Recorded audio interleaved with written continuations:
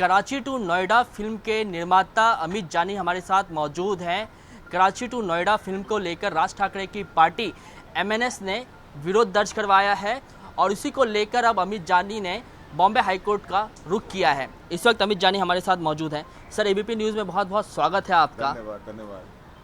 आपने फिल्म बनाने की घोषणा की और उसके बाद एमएनएस ने जो है इसका विरोध किया है। इसको लेकर अब आप हाई कोर्ट पहुंच गए हैं। मामला क्या है, जरा ये समझाएं। देखिए, मैं 2 फिल्में बना रहा हूँ। उदयपुर हत्याकांड जो हुआ था, दर्जी हत्याकांड, कन्हैयालाल साहू जी का, उस पर टेलर मर्डर स्टोरी, और जो सीमा हैदर और सचिन की जो कथा है, ये कहानी है, इस पर कराची टू नोएडा। तो कराची टू नोएडा और टेलर मर्डर स्टोरी चूंकि हमारा कंटेंट है, तो किसी पार्टी को नहीं पता उसमें अंदर क्या है, स्टोरी में क्या है, स्क्रीन प्ले क्या है, डायलॉग्स क्या है। उन्हें लगा कि हम लोग जो है पाकिस्तान को प्रमोट कर रहे हैं। ये मिसकम्युनिकेशन है, मिसगाइड किया किसी ने हमें खोपकर को, और उन्होंने लिखा कि धड़क होगा, मुंबई में आओगे तो बवाल होगा और राड़ा होगा। तो मैंने कहा, देखिए ऐसा है, आपको ये नहीं पता हमारा कंटेंट क्या है। आप हिंदूवादी हैं यदि, तो ये मूवी बिल्कुल गदर की तरह है, वीर जारा की तरह है, देशभक्ति को ओतप्रोत करने वाली है, और 26 जनवरी को रिलीज़ करेंगे हम इसको, कराची टू नोएडा को। तो तकलीफ़ क्या है? तकलीफ़ हमें समझ में नहीं आ रही है। सिर्फ ये कहा जा रहा है नहीं बनने देंगे, सेट तोड़ देंगे, हंगामा करेंगे, थिएटर नहीं चलने देंगे। तो मैं तो संविधान को मानने वाला व्यक्ति हूँ, कानून को मानने वाला व्यक्ति हूँ। मैं तो जैसा उत्तर प्रदेश में महसूस करता हूँ वैसे ही मुंबई महसूस करता हूँ। फिल्म बनेगी, लेकिन इससे क्या है, कंट्रोवर्सी से नुकसान होगा। जो साख है हिंदी सिनेमा जगत की, उसको नुकसान होगा। वो नुकसान क्यों होगा? क्योंकि ये शूट जो महाराष्ट्र में होने वाला था, हज़ारों लोगों को यहाँ रोजगार भी मिलता उससे।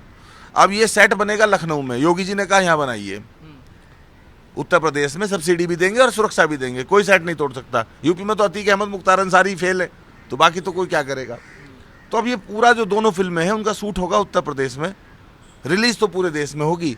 अब देखो क्या विवाद होता है। लेकिन मैं ये कहना चाहता हूँ, जो विवाद कर रहे हैं महाराष्ट्र नवनिर्माण सेना के लोग, उनसे कि आप मिलिए हमसे, कंटेंट समझिए। आप तो राष्ट्रवादी हैं, देशभक्त हैं, बाला साहब ठाकरे की वंशावली से आते हैं। ये फिल्म जो है ये देश का सर ऊंचा करेगी। वो भारत आई है पाकिस्तान से, भारत जिंदाबाद, पाकिस्तान मुर्दाबाद कह रही है, तुलसी का पूजन कर रही है, जय श्री राम कह रही है, जय माता की पट्टी बांध रही है, कह रही है कि तिरंगे चंद्रयान 3 के लिए व्रत रख रही है। क्या दिक्कत है? जो लोग यहाँ पे रहते हैं संवैधानिक पदों पे और वो भारत विरोधी नारे लगाते हैं, वो तो इसी देश के अंदर हैं। ठीक है, दिक्कत की बात आप कर रहे हैं। दिक्कत यह है कि पाकिस्तानी नागरिक को आप अपने फिल्म में एक भूमिका निभाने का जो है वो मौका दे रहे हैं। मन से यही कह रही है कि फिल्म बनाए, बेशक फिल्म बनाए और फिल्म बनाए, फिल्म रिलीज़ करे, लेकिन मनसे का जो मुख्य मुद्दा है वो ये है कि किसी भी पाकिस्तानी नागरिक को या किसी भी कलाकार को फिल्म इंडस्ट्री में काम नहीं मिलना चाहिए।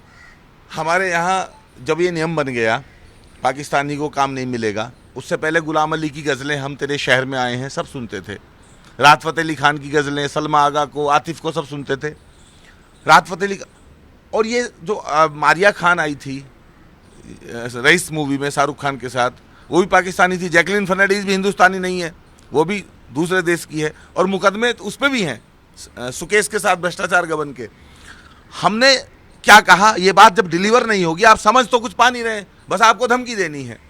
हमने कहा जब आपको भारत की नागरिकता मिल जाएगी, जब आपको क्लीन चिट मिल जाएगी एटीएस की, जब आपको लॉन्ग टर्म वीजा मिल जाएगा, उसके बाद तो संविधान उसे अधिकार देता है रोजगार का। रोजी भी तो अधिकार है। जेल के अंदर जो एक मुलजिम होता है उसको भी तो जो है 60 रुपये रोज मिलते हैं, अगर वो काम करता है, कैदी सजा याफ्ता है वो, तो उसको भी 60 रुपये मिलते हैं मजदूरी करने के। तो अगर सीमा हैदर ही सही, चलो सचिन तो पाकिस्तानी नहीं है, सचिन तो हिंदुस्तान का बेटा है। तो अगर सचिन को रोजगार में देना चाहता हूं और सचिन के रोजगार में सीमा हैदर का पेट भर रहा है, सीमा हैदर को रोजगार देना चाहता हूं, सचिन का पेट भर रहा, तकलीफ क्या है? अगर उसको गर्भवती है, वो उसने खुद कहा है, तकलीफ होगी क्या? उसको अस्पताल नहीं मिलेगा। तकलीफ इस बात को लेकर है कि आप जिस महिला की बात कर रहे हैं, जिस सीमा हैदर की बात कर रहे हैं, उस पर आईएसआई एजेंट होने का शक है। देखिए, वो तो एटीएस जांच कर रही है ना, हम देश से बाहर थोड़ी हैं, संविधान से बाहर थोड़ी हैं। हमने कहा ना, अगर उसको क्लीन चिट नहीं मिलती है और उसको आईएसआई या पाकिस्तान की खुफिया एजेंसी का जासूस डिक्लेयर कर दिया जाता है, तो सरकार उसको खुद ही जेल में रखेगी। लेकिन उत्तर प्रदेश में योगी आदित्यनाथ जी की सरकार के अंदर नोएडा जैसी जगह अगर सीमा हैदर अपने घर पे है, रील्स बना रही है, खाना बना रही है, तुलसी की पूजा कर रही है, गली में जाके आतिशबाजी कर रही है, तो प्रथम दृष्टया एटीएस ने उसको आतंकवादी नहीं माना है, उसको एजेंट नहीं माना है। लोग कह रहे हैं, पक्ष में भी बोल रहे हैं, विपक्ष में भी बोल रहे हैं, लेकिन मैं तो एनआईए नहीं हूं, एटीएस नहीं हूं, तो काम उनका है। मैंने कहा जब आपको क्लीन चिट मिलेगी, और आपने सीमा हैदर का भी बयान सुना होगा, सीमा हैदर ने कहा मुझे जानी जी ने ऑफर दिया है, जब मुझे क्लीन चिट मिलेगी तब मैं काम। क्लीन चिट मिलने के बाद भी कोई दूध का धुला नहीं होगा, उसके बाद भी कोई तकलीफ है। अंजू चलेगी पाकिस्तान, किसी को कोई दिक्कत नहीं है। दीपिका चलेगी, उसको कोई दिक्कत नहीं है, वो वहां पाकिस्तान जिंदाबाद का नारा लगा रही है अंजू, कोई दिक्कत नहीं है। सर तकलीफ इस बात से होती है कि स्वर्गीय लता दीदी को लेकर उन्होंने दिक्कतें पैदा की थी, और ऐसे में जब किसी पाकिस्तानी नागरिक को काम देने की बात कही जाती है तो स्वाभाविक रूप से भावनाएं जो है वो आहत होंगी। अदनान सामी काम करेंगे या नहीं करेंगे? अदनान सामी कभी तो नजर मिलाओ, मुझको भी तो लिफ्ट करा दे। अदनान सामी को भारतीय नागरिकता मिल गई, अब वो तो काम करेंगे यहाँ पे। तो यही तो बात है, सीमा हैदर को जब भारतीय नागरिकता मिल जाएगी, भारत सरकार ही देगी, अमित जानी थोड़ी देगा, जानी फायरफॉक्स थोड़ी देगा, तो फिर क्या तकलीफ है? संविधान से बड़ा है कोई, देश से बड़ा है, या नरेंद्र मोदी जी से ज्यादा समझदार है कोई व्यक्ति धरती पे? नरेंद्र मोदी जी, भारत सरकार अगर किसी को भारत की नागरिकता देते हैं तो फिर उसे काम मिलने में तब वो पाकिस्तानी कहाँ रहा? क्या अदनान सामी पाकिस्तानी, क्या अक्षय कुमार कैनेडियन है? अब तो मिल गया ना नागरिकता। तो अगर भारतीय नागरिकता सीमा हैदर को मिल जाती है तो क्या तकलीफ है? हमें भी यही कहा। पोस्टर कब रिलीज कर रहे हैं? पोस्टर को लेकर बड़ा जो है वो बवाल मचा हुआ है। कल रिलीज करेंगे, पोस्टर कल रिलीज करेंगे। थीम सॉन्ग हमारा चल पड़े हैं, हम आई गया है। एक महिला किस प्रकार से जुल्म जाति से परेशान होकर वहाँ से जो उसके साथ उत्पीड़न होता था, कैसे उसने अपने मजहब छोड़ा, देश छोड़ा, अपना शहर छोड़ा और भारत की शरण में आई है। भारत शरणागत वत्सल है, अतिथि देवो भव। कल देंगे पोस्टर। एमएनएस जो विरोध कर रही है उसका जवाब किस तरीके से देंगे? क्या आप कह रहे हैं कि आइए और बातचीत कीजिए, समझिए चीज़ों को? देखिए, एमएनएस पहले बताए समस्या किस बात पे है। तकलीफ जो है, अगर ये समस्या है कि मैं उत्तर भारतीय हूँ तो मैं अपना ओरिजिन तो चेंज करने से रहा, तब तो मैं रहूँगा ही। अगर ये समस्या मैं यूपी बिहार से ताल्लुक़ रखता हूँ तब तो मैं रहूँगा ही, उससे कोई समस्या नहीं है। अगर इस बात से प्रॉब्लम है कि ये फिल्म हिंदुस्तान विरोधी है तो मैं एमएनएस को बताना चाहता हूँ, ये फिल्म गदर 1 गदर 2 की तरह, वीर जारा की तरह, एकदम इसको देख के देशभक्ति की भावनाएं ओतप्रोत हो जाएंगी, पूरा धमाल मचाएगी मूवी है। और अगर उन्हें कोई कंटेंट समझ में नहीं आ रहा है, स्टोरी समझ में नहीं आ रही, तो मिल लेना। या नवाज देवबंदी साहब का शेर है कि इख्तिलाफात होते रहते हैं, आना जाना था आते जाते, तो दोस्ती में अना नहीं चलती, खुद ना आते हम कभी बुलाते तो। अरे अगर आप नहीं आना चाहते मिलने के लिए हमसे तो हमें बुला लीजिए, कहाँ आना है बताइए, आप मिलने के लिए जाएंगे? बिल्कुल। अरे आमंत्रण दे तो मिल लूंगा, मिलके हमारी कोई शत्रुता है? अरे वो हिंदू हैं, हम हिंदू हैं, वो हिंदुत्व विचारधारा के व्यक्ति हैं, छत्रपति शिवाजी महाराज की विचारधारा के चलने वाले व्यक्ति। हम भी छत्रपति शिवाजी महाराज का ही वंदन करते हैं दिन रात।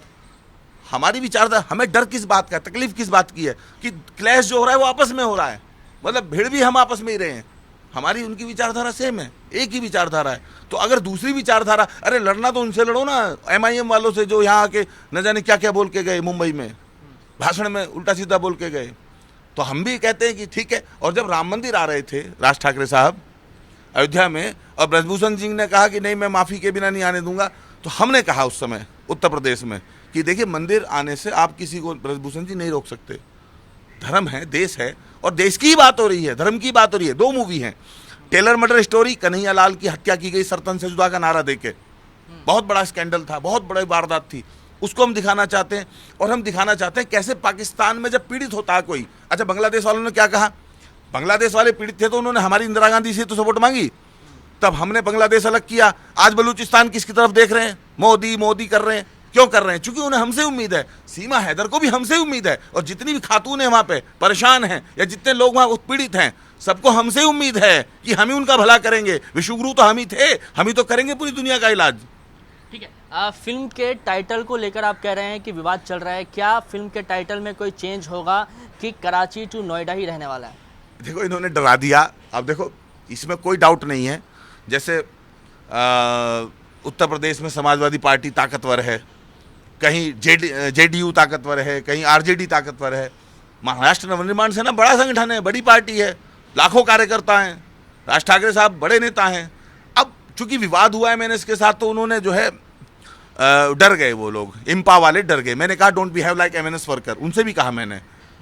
एफएमसी वाले डर गए, फिल्म मेकर कंबाइन, बोले सर कराची टू नोएडा नहीं मिलेगा। क्या विवाद है नाम में? चांदनी चौक टू चाइना हो सकता है, लोखंड वाला सूट आउट हो सकता है, सूट आउट वड़ाला हो सकता है, और यहाँ तो गांधी की हत्या पे फिल्म बनी है, दंगे पे फिल्म बनी है, भारत पाकिस्तान बंटवारे फिल्म बनी है, तो क्या तकलीफ है?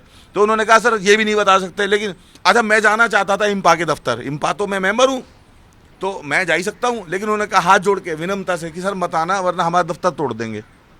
तो ये मुझे लगता है इससे हिंदी सिनेमा जगत का नुकसान हो रहा है।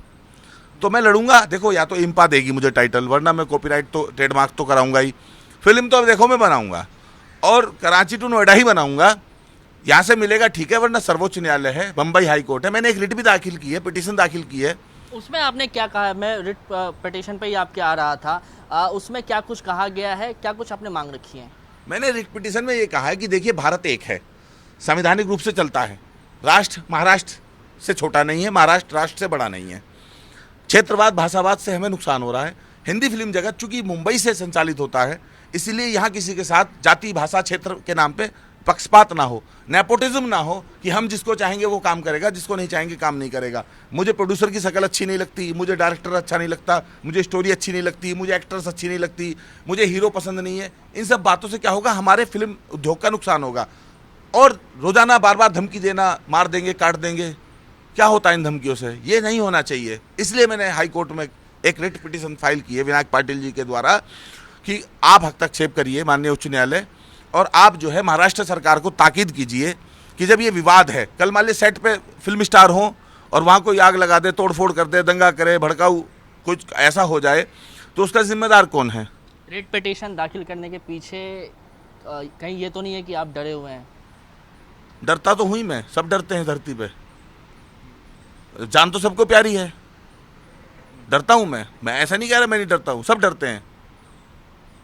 इस धरती पे ऐसा कोई व्यक्ति नहीं है, मैं अगर ये कहूं कि नहीं मैं नहीं डरता तो मैं झूठ बोलूंगा उस समय। मैं डरता हूं, सबको डर लगता है। किस बात से डर लगता है? विषय ये है, मुझे डर लगता है हिंदुओं के बीच में फूट ना पड़ जाए। जिस आप भी मान ले परशुराम के उपासक हो, हम भी हैं, तो फिर हम झगड़े क्यों? आप भी जय श्री राम कह रहे, हम भी जय श्री राम कह रहे, झगड़ा क्यों? झगड़ा किस बात का है? अगर झगड़ा शत्रु करे तो कोई डर नहीं है, कोई शत्रु हो कोई डर नहीं है।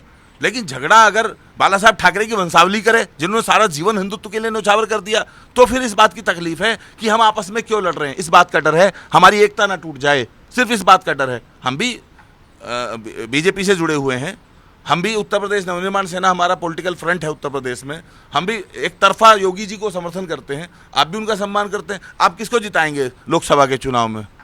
आप किसको जिताएंगे? महाराष्ट्र नवनिर्माण सेना किसको जिताएगी लोकसभा? कांग्रेस को नहीं, उद्धव जी को नहीं, एनसीपी को नहीं, बीजेपी को ना। आप यहाँ से सपोर्ट कर रहे हैं, वहाँ सपोर्ट कर रहे हैं, दोनों एक ही घर में हैं, दोनों एक ही गाड़ी के टायर हैं। आप आगे के हो सकते हैं, पीछे के हो सकते हैं, आप इधर के हो सकते हैं, इधर के। झगड़ा किस बात का? डरते हैं सिर्फ क्लैश होने से। शत्रु आए, शत्रु से नहीं डरते, बिल्कुल भी नहीं डरते। तो आप ये कह रहे हैं कि बातचीत जो है वो एक अंतिम विकल्प है, आए मिले बातचीत करें, बातचीत से सभी चीज़ों का समाधान निकलेगा। आप बात करें, आप मुलाकात करें, आप बड़े आदमी हैं, अगर यूपी का छोटा कोई भैया आपको लगता नहीं आप नहीं मिलेंगे तो आप अपने किसी नुमाइंदे को भेजें, आप अमेय खोपकर साहब को भेजें, हम उनसे बात कर लेंगे। लेकिन समझे पहले, आपको अगर सिर्फ विरोध करने के लिए विरोध करना है कि अट भी मेरी पट भी मेरी अंटा मेरे बाप का, तो फिर तो विरोध का कोई नहीं रोक सकता है। मान लिया मुझे विरोधी करना है किसी का, तो फिर उसको कौन रोक सकता है? लेकिन अगर आपको कंटेंट में विरोध करना है, जैसे एक वर्ग है वो कह रहा है कश्मीर फाइल प्रोपेगेंडा है, केरला स्टोरी प्रोपेगेंडा है, वो ये नहीं बता रहा प्रोपेगेंडा क्या है। 13,000 लड़कियों की कहानी में 3 लड़कियों की कहानी दिखाई तो भी प्रोपेगेंडा है। 4 लाख कश्मीरी पंडितों का जेनोसाइड हुआ, कुल 50 लोगों का दिखाया तो भी प्रोपेगेंडा। तो उन्हें ये नहीं बताना क्या प्रोपेगेंडा, बस कहना है। अगर किसी को सिर्फ इसलिए विरोध करना है कि विरोध करना ही है और ये हमारा स्टाइल है विरोध करना, तो देखो उनका स्टाइल, उनकी नीति, उनकी पार्टी की पॉलिसी, हम तो उसमें हस्तक्षेप नहीं कर सकते। लेकिन अगर सिर्फ कंटेंट की प्रॉब्लम है तो कंटेंट में लिख के देने के लिए तैयार हूं। अगर एक शब्द भी कंटेंट में राज ठाकरे साहब को लगे भारत विरोधी है, हिंदुस्तान विरोधी है, धर्म विरोधी है, मजा आ जाएगा उनको। मुझे वो करेंगे, अप्रिशिएट करेंगे, पढ़ के कहेंगे वाह क्या जानी तुमने लिखा है। धन्यवाद सर हमसे बात करने के लिए। तो ये आप सुन रहे थे अमित जानी को, कराची टू नोएडा फिल्म के ये निर्माता हैं और ये साफ तौर पे ये कह रहे हैं कि कहीं ना कहीं मिसकम्युनिकेशन हुआ है, जिस वजह से एमएनएस जो है वो नाराज़ है।